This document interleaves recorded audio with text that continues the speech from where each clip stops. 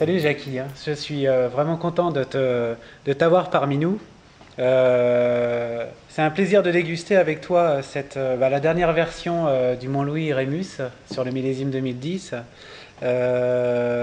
Tu peux m'en parler un peu au niveau de la vendange, la qualité du millésime? Alors 2010, c'est un millésime, je suis content aussi d'être là, hein. Ah, Mais merci. 2010, c'est un millésime comme on aime bien, enfin c'est comme on aime bien une fois qu'il est fini, parce qu'au Mhm. moment où on le fait, on a un petit peu d'inquiétude. Ça Ouais. n'a pas été un millésime très très simple. Mais en fait, on se rend bien compte que c'est sur les millésimes qui ne sont pas très très simples, où c'est pas gagné d'avance, qu'on finit par faire des grands secs, hein. Ouais, parce que toi, tu recherches quand même la pureté, la minéralité. Il faut quand même du gras derrière. Faut que. Là, en fait, on est sur ce millésime où on a réussi à garder beaucoup de fraîcheur parce qu'en fait, on n'a pas eu un été très chaud. Mhm. Donc, on a réussi. Donc, c'est sur un deuxième passage, hein, Rémus. On a fait une première cuvée sur les parcelles devant. On a enlevé un petit peu de raisin sur les ceps. Et puis, on emmène des vignes qui ont entre 50 et 80 ans, Mhm. une dizaine de jours de plus. Voilà, donc c'est du parcellaire, hein, c'est au bord de la Loire. C'est plusieurs petits clos, mais qui ne sont pas assez grands pour porter Mhm. chacun le nom. Il y aurait 3 ou 4 noms de cuvées différentes et c'est très Ça- proche en termes. C'est un travail de démon, d'observation au quotidien, les maturités au moment où il faut.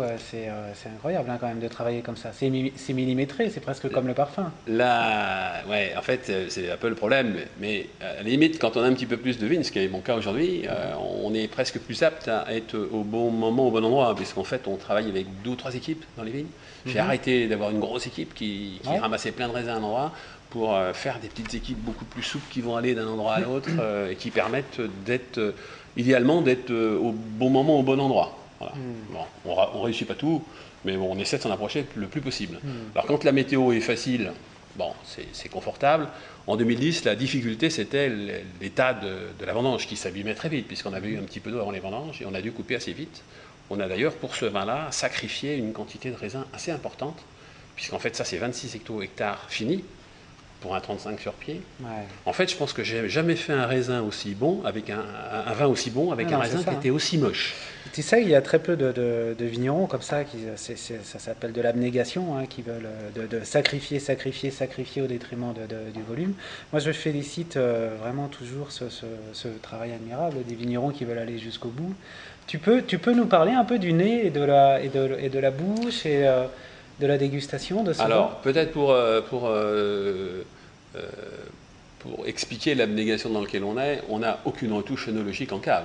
Ouais. Donc ça veut dire qu'à la table de tri, lorsqu'on a choisi de conserver le raisin, on va faire du vin avec le raisin tel qu'il est. Il n'y a pas de poudre de perlimpinpin et Mhm. de produits œnologiques, même pas ceux autorisés, quoi. Mhm. Donc on retrouve au nez là je pense que c'est ça qui est assez intéressant. C'est un vin donc, qui est complètement sec, on n'a plus de sucre résiduel et on a une super minéralité qui s'exprime, une Mhm. fraîcheur qui nous pète au nez. Ah, ça pétille au Voilà, nez, ça c'est voilà. sûr, Donc hein. ça c'est intéressant. Et puis on est aussi sur des vins qui sont à des petits rendements, sur des vignes âgées. Donc en fait on a à la fois toute la dynamique du vin, mais aussi beaucoup de gras. Et je pense que le rapport hauteur-largeur, c'est un de mes dadas, mais le rapport hauteur-largeur est bon, quoi. En fait, Mhm. on a un vin qui vibre, on a une touche d'étincelle, et puis on a de la chair. Donc en fait, on n'est pas agressé par la minéralité et l'acidité qui est bien présente. Et puis on n'est pas ébloui par un gras surdimensionné Mhm. qui fait qu'on n'a pas envie d'en boire, quoi. C'est vrai que l'équilibre m'a l'air assez intéressant. C'est l'intensité du bouquet, hein, déjà, c'est incroyable.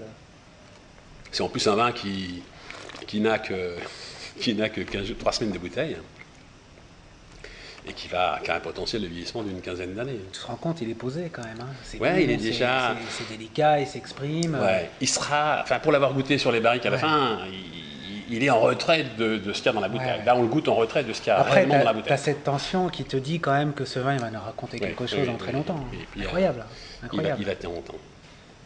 Dis donc, comme je sais que dans la Loire, on aime bien manger,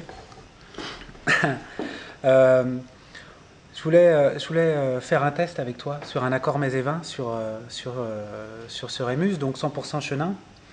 Un chou, une pâte à choux tout simplement, avec une crème de noisette et dessus une tuile croustillante avec du beurre salé.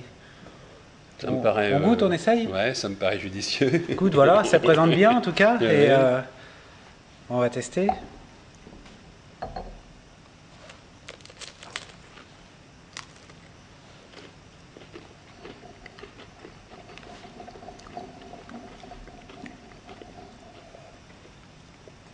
la croûte va très bien, toujours.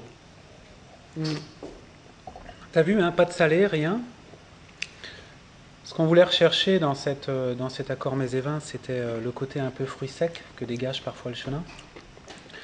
La crème légère, tu sais, qui enveloppe, parce que tes vins, ils ont un toucher, mais d'un sexy absolument incroyable. C'est des vins qu'en canonne, ça tapisse le palais, c'est agréable. C'est des vins de plaisir. On parle jamais de plaisir quand on boit du vin, mais alors c'est la base des choses. On voulait rappeler un petit peu ce côté un peu enveloppant, ce côté un peu soyeux, délicat.